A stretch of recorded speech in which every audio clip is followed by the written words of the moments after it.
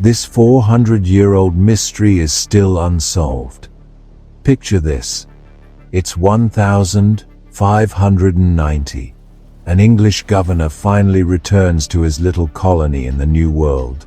He's expecting to see the faces of the roughly 115 men, women, and children he was forced to leave behind 3 years ago. Instead, he finds nothing. A ghost town.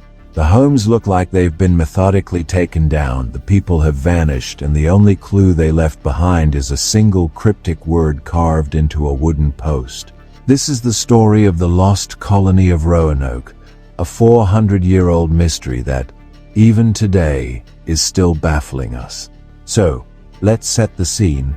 It's the late 16th century, a time of big ambitions and even bigger sea voyages. England, ruled by Queen Elizabeth I, is itching to get in on the New World action and catch up to its rival, Spain, in the race to colonize the Americas. The Queen gives a charter to the dashing Sir Walter Raleigh, who names the vast unknown territory Virginia, a nod to the Virgin Queen herself. Their first shot, in 1585, was a military-style boys' club that ended in total failure. Between dwindling supplies and seriously souring relations with the local tribes, the all-male group packed it in and went home within a year. But Raleigh wasn't one to give up. In 1587, he funded a second attempt, and this time it was going to be different. This wasn't just a fort, it was meant to be a real community. Over 100 people signed on, including families with women and children, a sure sign they were planning on staying for good. Their leader was John White, an artist who'd been on the first trip.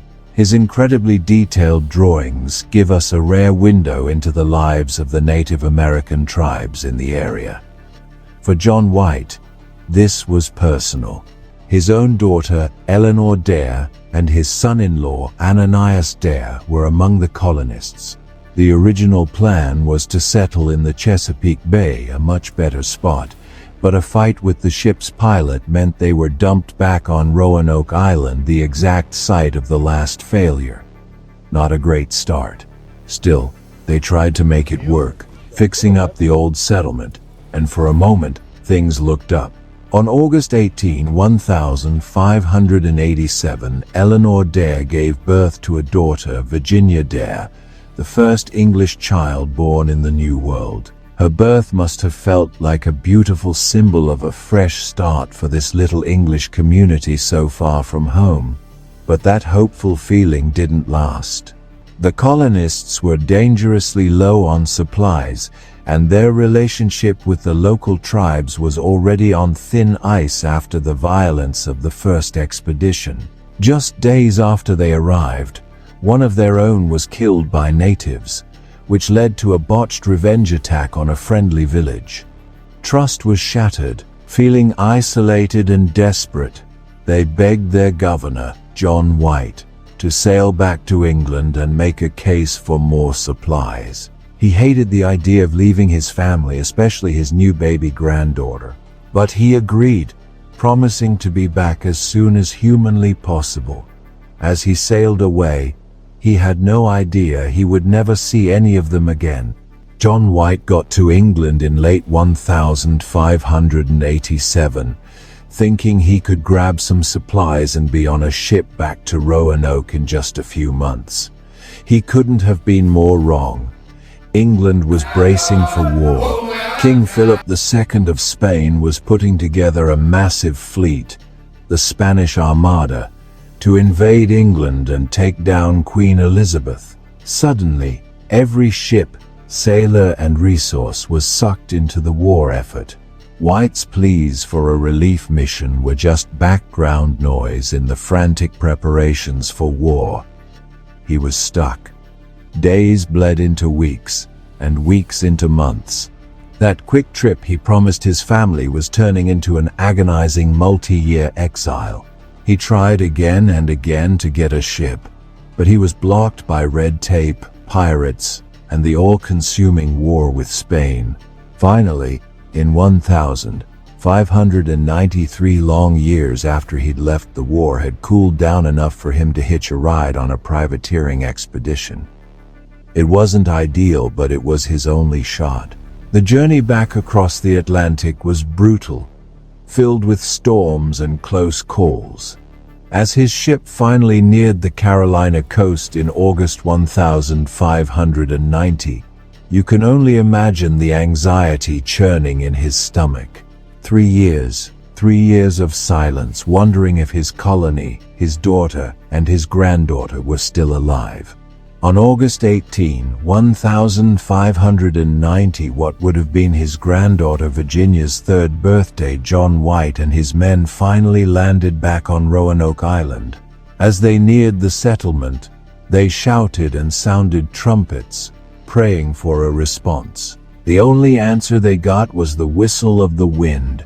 The scene that met them was just eerie. The entire settlement was gone. But this wasn't the site of a bloody battle. There were no bodies, no skeletons, no sign of a fight. Instead, it looked like the houses had been carefully taken down. It was as if more than 100 people had neatly packed up and simply vanished.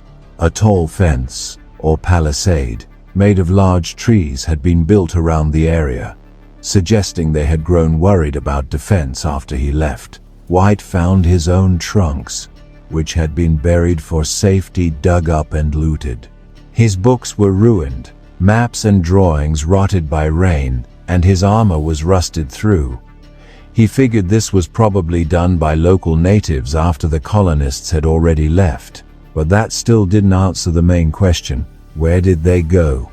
And then he saw it. Carved into a post at the entrance to the fort was one clear word: Croatoan.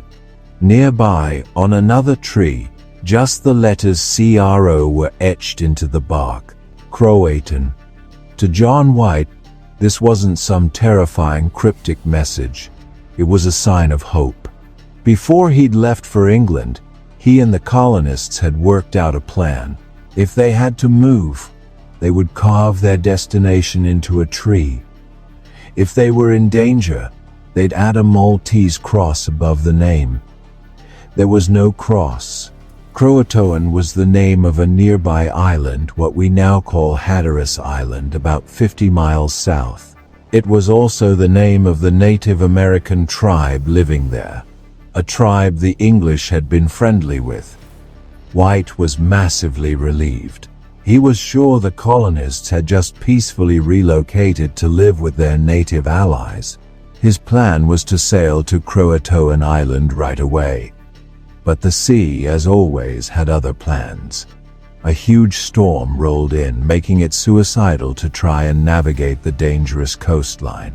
The ship's captain, having already lost anchors to the storm, refused to risk his vessel. Over White's desperate protests, the fleet turned around and sailed back to England. John White would never return to the New World. The exact details of his death are unknown, but he died a few years later, never knowing for sure what happened to his family and the colony he was forced to abandon. And just like that, the search for the Roanoke settlers ended before it really began, leaving their fate to become one of history's most haunting mysteries. For over 400 years, the question has haunted us: what happened to the people of Roanoke? With no single answer, historians and archaeologists have put together a few pretty compelling theories.